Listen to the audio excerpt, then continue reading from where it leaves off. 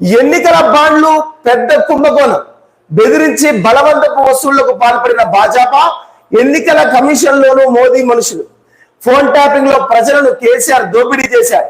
కేంద్ర ప్రభుత్వానికి ఇదే తీరు.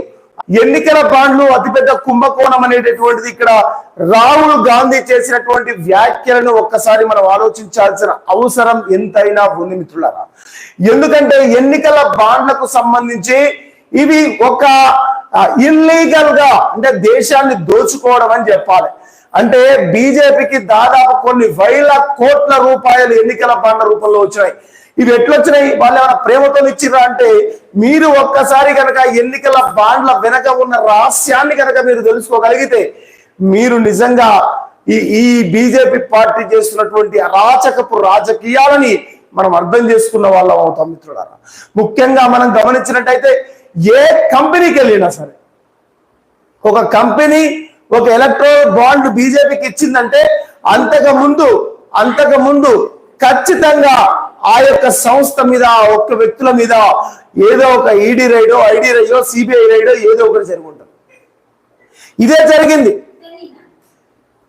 ఒక అవినీతిపరమైన వ్యాపారం ఎవరైతే ఉన్నారో, అక్రమంగా సంపాదించుకున్న వ్యాపారవేత్తలు ఎవరైతే ఉన్నారో వాళ్ళని బెదిరించి ఈరోజు బీజేపీ కొన్ని వేల కోట్లు జమ చేసుకుంది.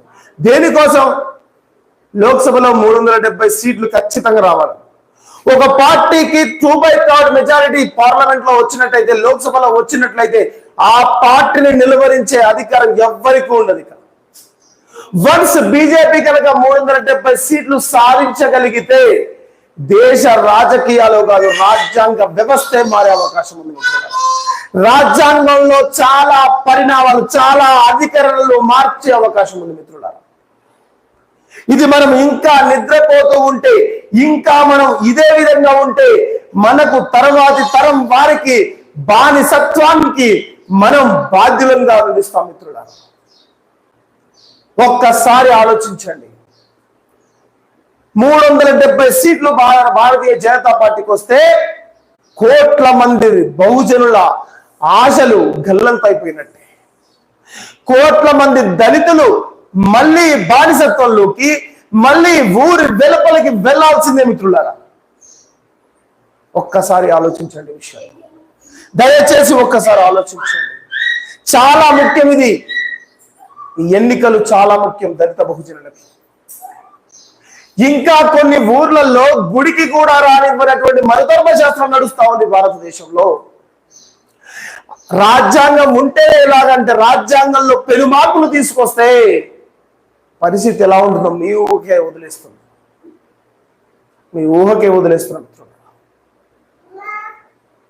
ఎలక్టోరల్ బాండ్లు అనేవి నిజానికి ఇది ఒక బెదిరింపులతో కూడినటువంటి వ్యవహారం.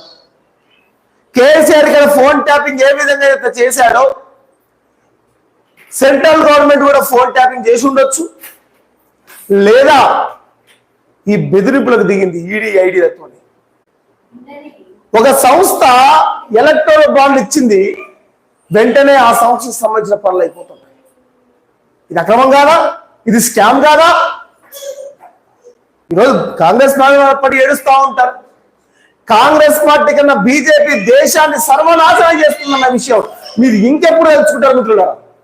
ఇంకెప్పుడు తెలుసుకుంటారు? బీజేపీ ఏమి నా శత్రు పార్టీ కాదు. బీజేపీ చేసిన కొన్ని పనులు నేను సమర్థించడం జరిగింది. కానీ వాస్తవమైన మిత్రులారా, వాస్తవం ఎంత భయానకమైన పరిస్థితులు భారతదేశంలో ఉన్నాయో మీకు కనబడుతుంది. అసలు ఎలక్టోరల్ బాండ్ల ద్వారా కొన్ని వేల కోట్లు జమ చేసుకొని, ఎలక్టోరల్ బాండ్ల ద్వారా ఈరోజు దేశంలోని కార్పొరేట్ వ్యవస్థని లాభం చేకూర్చు, కార్పొరేట్ వ్యవస్థకి మొత్తం కట్టుబడి వాళ్ళకి ఇష్టం వచ్చినట్టుగా ప్రాజెక్టులు ఇచ్చేసి, వాళ్ళకి ఇష్టం వచ్చినట్టుగా వాళ్ళకి చేయాల్సిన ఫేవర్స్ అన్ని చేసేసి ఈరోజు దేశాన్ని అడ్డగోలుగా దోచుకునేలా తయారు చేసింది బీజేపీ పార్టీ కాదా? ఈరోజు బీజేపీ పార్టీ అవినీతి రహిత రాజ్యంగా చేస్తాం దేశాన్ని అన్నటువంటి బీజేపీ పార్టీ కొన్ని కోట్లు అవినీతి చేసి స్కాములు చేసిపోయినటువంటి నీరవ్ మోదీ లాంటి వాళ్ళని ఏం చెయ్యగలిగింది మిత్రులారా? ఏం చెయ్యగలిగింది? స్విచ్ బ్యాంక్ లో ఉన్నటువంటి ధనాన్ని తీసుకొస్తానని చెప్పిన బీజేపీ పార్టీ ఈరోజు ఏం చెయ్యగలిగింది మిత్రులారా? భారతదేశంలో ఉన్నటువంటి చాలా వరకు ఉన్నటువంటి జనాభాకు లక్షల అకౌంట్లు వేస్తామని ఆ రోజు ప్రగల్భాల వరకు అధికారంలోకి వచ్చిన బీజేపీ పార్టీ ఈరోజు ఏం చేసింది మిత్రులారా? ఆలోచించుద్దాం మనం. ఇంకా గొర్రెల మందలో వెళ్దామా? గొర్రెల మందలో ఎదురుగా వెళ్దామా మిత్రులారా? ఆలోచించాల్సిన అవసరం ఉంది మిత్రులారా.